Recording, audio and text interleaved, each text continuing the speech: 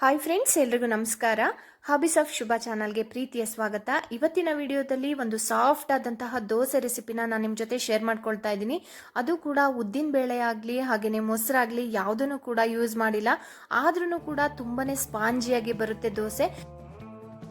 ಬನ್ನಿ ಇವಾಗ ಮಾಡೋದು ಹೇಗೆ ಅಂತ ನೋಡೋಣ. ನಾನು ಇಲ್ಲಿ ತೋರಿಸ್ತಿದ್ದೀನಲ್ಲ, ಈ ಒಂದು ಲೋಟದಲ್ಲಿ 2 ಲೋಟ ಆಗುವಷ್ಟು ನಾನಿಲ್ಲಿ ಅಕ್ಕಿನ ಹಾಕೊಂಡಿದ್ದೀನಿ. ನೀವು ಯಾವುದೇ ತರದ ಅಕ್ಕಿ ಕೂಡ ಹಾಕೋಬಹುದು. ನಾನಿಲ್ಲಿ ಮಾಮೂಲಿ ತಿಂಡಿ ಅಕ್ಕಿನ ನಾನಿಲ್ಲಿ ಬಳಸ್ತಾ ಇದ್ದೀನಿ. ಈ 2 ಲೋಟ ಅಕ್ಕಿಗೆ 2 ಟೀ ಸ್ಪೂನ್ ಆಗುವಷ್ಟು ನಾನಿಲ್ಲಿ ಮೆಂತ್ಯನ ಹಾಕೊಳ್ತಾ ಇದ್ದೀನಿ. ನಾನಿಲ್ಲಿ ಯಾವುದೇ ಉದ್ದಿನ ಬೇಳೆ ಆಗಲಿ ಮೊಸರಾಗ್ಲಿ ನಾನಿಲ್ಲಿ ಯೂಸ್ ಮಾಡ್ತಾ ಇಲ್ಲ. ಹಾಗಾಗಿ 2 ಟೀ ಸ್ಪೂನ್ ಆಗುವಷ್ಟು ಮೆಂತ್ಯನ ಹಾಕೊಂಡು ಅಕ್ಕಿನ ಹಾಗೇನೆ ಮೆಂತ್ಯನ ಇವಾಗ ಒಂದ್ 2 ಸಲ ಚೆನ್ನಾಗಿ ತೊಳ್ಕೊಬೇಕಾಗುತ್ತೆ. ಹಾಗಾಗಿ ನಾನಿಲ್ಲಿ ಅಕ್ಕಿ ಹಾಗೇನೆ ಮೆಂತ್ಯ ಮುಳುಗೋಷ್ಟು ನೀರನ್ನ ಹಾಕೊಂಡು ಒಂದ್ 2 ಸಲ ಚೆನ್ನಾಗಿ ತೊಳ್ಕೊಳ್ತಾ ಇದ್ದೀನಿ. ಓಕೆ ಫ್ರೆಂಡ್ಸ್, ಇವಾಗ ತೊಳೆದಿದ್ದು ಕೂಡ ಆಗಿದೆ. ಇವಾಗ ಈ ನೀರನ್ನೆಲ್ಲ ಪೂರ್ತಿಯಾಗಿ ಬಸ್ತಾಕಿ ಇವಾಗ ಕುಡಿಯೋ ನೀರನ್ನ ಈ ಒಂದು ಅಕ್ಕಿ ಹಾಗೇನೆ ಮೆಂತ್ಯ ಮುಳುಗೋಷ್ಟು ನೀರನ್ನ ಹಾಕೊಂಡು ಒಂದು 5 ರಿಂದ 6 ಗಂಟೆ ಟೈಮ್ ನಾವು ಇದನ್ನ ನೆನೆಸ್ಕೋಬೇಕಾಗುತ್ತೆ. ಹಾಗಾಗಿ ಪ್ಲೇಟ್ನ ಮುಚ್ಚಿ ಒಂದು 5 ರಿಂದ 6 ಗಂಟೆ ಟೈಮ್ ನಾನು ಇದನ್ನ ನೆನೆಲಿಕ್ಕೆ ಇಟ್ಟಿದ್ದೀನಿ. ಓಕೆ ಫ್ರೆಂಡ್ಸ್, ಇವಾಗ ಒಂದು 5 ಗಂಟೆ ಟೈಮ್ ನಾನು ಈ ಅಕ್ಕಿ ಹಾಗೇನೆ ಮೆಂತ್ಯನ ನೆನೆಸ್ಕೊಂಡಿದ್ದೀನಿ. ನೋಡಿ ಇವಾಗ ಎಷ್ಟು ಚೆನ್ನಾಗಿ ಅಕ್ಕಿ ಹಾಗೇನೆ ಮೆಂತ್ಯ ಎರಡೂ ಕೂಡ ಚೆನ್ನಾಗಿ ನೆಂದಿದೆ.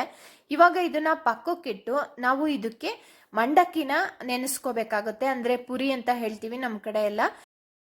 ನಾವು ಯಾವ ಕಪ್ಪಲ್ಲಿ ಅಕ್ಕಿನ ತಗೊಂಡಿರ್ತೀವಲ್ಲ ಅದೇ ಕಪ್ಪಲ್ಲಿ 3 ಕಪ್ ಆಗುವಷ್ಟು ಪುರಿನ ನೆನೆಸ್ಕೋಬೇಕಾಗುತ್ತೆ. ಅಕ್ಕಿ ಹಾಗೇನೆ ಮೆಂತ್ಯನ ಸಪ್ರೇಟ್ ಆಗಿ ರುಬ್ಕೋಬೇಕು, ಹಾಗೇನೆ ಪುರಿ ಕೂಡ ಸಪ್ರೇಟ್ ಆಗಿ ರುಬ್ಕೋಬೇಕಾಗುತ್ತೆ ಈ ಒಂದು ದೋಸೆಗೆ. ಹಾಗಾಗಿ ಅಕ್ಕಿನ ರುಬ್ಬೋದು ಇನ್ನೊಂದು 10 ನಿಮಿಷ ಇದೆ ಅನ್ನುವಾಗ ನಾವು ಈ ಪುರಿನ ನೆನೆಸ್ಕೋಬೇಕಾಗುತ್ತೆ. ಪುರಿ ಬೇಗನೆ ಸಾಫ್ಟ್ ಆಗುತ್ತೆ ಅಲ್ವಾ, ಹಾಗಾಗಿ ಒಂದು 5 ನಿಮಿಷ ನೆನೆಸ್ಕೊಂಡ್ರೆ ಸಾಕಾಗುತ್ತೆ ಪುರಿನ. ಹಾಗಾಗಿ ನಾನಿಲ್ಲಿ 3 ಕಪ್ ಆಗುವಷ್ಟು ಪುರಿನ ಹಾಕೊಂಡು ಅದು ಮುಳುಗೋಷ್ಟು ನೀರನ್ನ ಹಾಕೊಂಡು ನೆನೆಲಿಕ್ಕೆ ಇಟ್ಕೊಳ್ತಾ ಇದ್ದೀನಿ.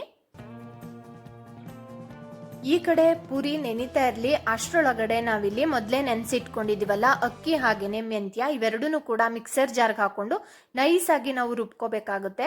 ರುಬ್ಕೊಳ್ಳುವಾಗ ಆದಷ್ಟು ಕೂಡ ಗಟ್ಟಿಯಾಗೇನೆ ನಾವು ರುಬ್ಕೋಬೇಕಾಗುತ್ತೆ. ಏನಕ್ಕೆ ಅಂತ ಹೇಳಿದ್ರೆ ಇದು ಸಾಫ್ಟ್ ಆಗು ಬರುತ್ತೆ, ಜೊತೆಗೆ ಸೆಟ್ ದೋಸೆ ತರ ನಾವು ಇದನ್ನ ಹಾಕೋಬೇಕಾಗಿರೋದ್ರಿಂದ ತೆಳು ಮಾಡ್ಕೊಳ್ಳಿಕ್ ಹೋಗ್ಬಾರ್ದು. ಹಿಟ್ಟನ್ನ ಆದಷ್ಟು ಕೂಡ ಸ್ವಲ್ಪ ಗಟ್ಟಿಯಾಗೇನೆ ರುಬ್ಕೋಬೇಕಾಗುತ್ತೆ. 2 ಬ್ಯಾಚ್ ಅಲ್ಲಿ ನಾನಿಲ್ಲಿ ಅಕ್ಕಿ ಹಾಗೇನೆ ಮೆಂತ್ಯನ ರುಬ್ಕೊಂಡಿದ್ದೀನಿ. ಅಕ್ಕಿ ಹಾಗೇನೆ ಮೆಂತ್ಯನ ರುಬ್ಬಿದ್ದಾದ್ಮೇಲೆ ಈ ಕಡೆ ಪುರಿ ಕೂಡ ನೋಡಿ ಎಷ್ಟು ಸಾಫ್ಟ್ ಆಗಿದೆ. ಇವಾಗ ಪುರಿನಲ್ಲಿ ಇರ್ತಕ್ಕಂಥ ನೀರನ್ನೆಲ್ಲ ಹಿಂಡ್ಬಿಟ್ಟು ನಾವಿಲ್ಲಿ ಮಿಕ್ಸರ್ ಜಾರ್ಗೆ ಹಾಕೊಂಡು ಇದನ್ನು ಕೂಡ ನೈಸ್ ಆಗಿ ನಾವು ರುಬ್ಕೋಬೇಕಾಗುತ್ತೆ. ನಾನಿಲ್ಲಿ ಪುರಿನಲ್ಲಿ ಇರ್ತಕ್ಕಂಥ ನೀರನ್ನೆಲ್ಲ ಹಿಂಡಿ ಮಿಕ್ಸರ್ ಜಾರ್ಗೆ ಹಾಕೊಳ್ತಾ ಇದ್ದೀನಿ. ಹಾಗೇನೆ ರುಬ್ಬುವಾಗ ಆ ಪುರಿನ ರುಬ್ಬೋದಿಕ್ಕೆ ಎಷ್ಟು ನೀರು ಬೇಕೋ ಅಷ್ಟು ನೀರನ್ನ ಹಾಕೊಂಡು ನಾವು ಆದಷ್ಟು ಕೂಡ ನೈಸ್ ಆಗಿ ಇದನ್ನ ರುಬ್ಕೋಬೇಕಾಗುತ್ತೆ. ಇದನ್ನು ಕೂಡ ಸ್ವಲ್ಪ ಗಟ್ಟಿಯಾಗೇನೆ ರುಬ್ಕೋಬೇಕು.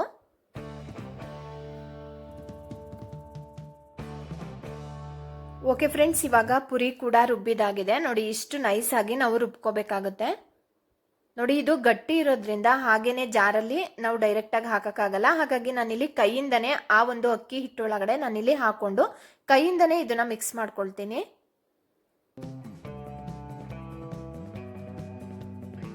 ರುಬ್ಬಿರುವಂತ ಪುರಿ ಕೂಡ ಸೇರಿಸ್ಕೊಂಡಿದ್ದಾದ್ಮೇಲೆ ಕೈಯಿಂದನೇ ಚೆನ್ನಾಗಿ ಕಲಿಸ್ಬಿಟ್ಟು ಪ್ಲೇಟ್ನ ಮುಚ್ಚಿ ಇದನ್ನ ಓವರ್ ನೈಟ್ ನಾನು ಬಿಡ್ತಾ ಇದ್ದೀನಿ.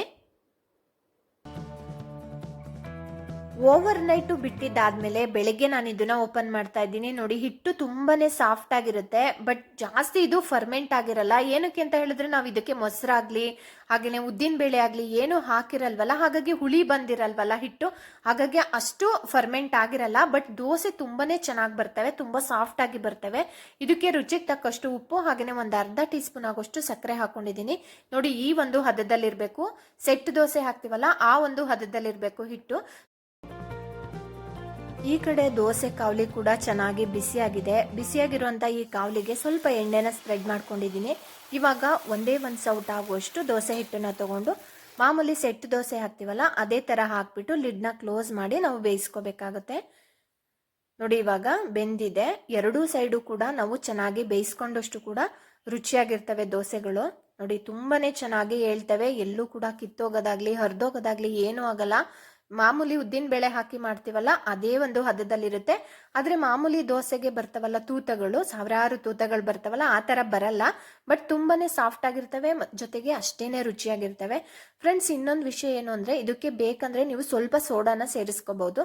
ಸೋಡಾ ಸೇರಿಸದೆ ಹೋದ್ರೂ ಸಾಫ್ಟ್ ಆಗೇನೆ ಬರ್ತವೆ, ಸೇರಿಸಿದ್ರೆ ಇನ್ನಷ್ಟು ಸಾಫ್ಟ್ ಆಗ್ತವೆ ಅಷ್ಟೇನೆ. ನೋಡಿ, ಇವಾಗ ಸೆಕೆಂಡ್ ದೋಸೆನೂ ಕೂಡ ಸೇಮ್ ಮೆಥಡ್ ಅಲ್ಲೇನೆ ನಾನು ಇಲ್ಲಿ ಹಾಕೊಳ್ತಾ ಇದ್ದೀನಿ.